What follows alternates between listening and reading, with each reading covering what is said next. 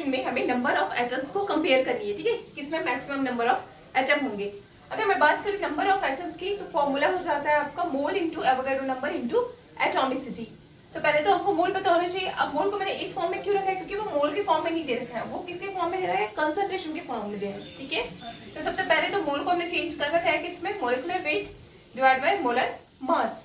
अब बेसिकली देखा जाए तो इस क्वेश्चन में आप कैसे इसको फाइंड आउट कर सकते हैं। देखो सबसे पहले तो इनको देखते हैं ध्यान से ना, इसमें क्या होगा, एवोगाड्रो नंबर का कांस्टेंट होगा, तो उसको कैलकुलेट करने की जरूरत नहीं है, लेंथी हो जाएगा क्वेश्चन। एटॉमिसिटी की बात करें बेटा तो एटॉमिसिटी क्या होता है, number of atom present in A molecule, मतलब इसकी भी एटॉमिसिटी 3 है, इसका भी एटॉमिसिटी 3 है, इसका भी 3 है, इसका भी 3 है, मतलब एटॉमिसिटी भी कांस्टेंट है सब में। तो बेसिकली नंबर ऑफ एटम किस पे डिपेंड कर रहा है, नंबर ऑफ एटम जो है वो डिपेंड कर रहा है हमारा किस पे, weight divide by molar mass. और कैसे डिपेंड है, जितना ज्यादा वेट होगा उतना ही ज्यादा एटम्स होंगे, राइट।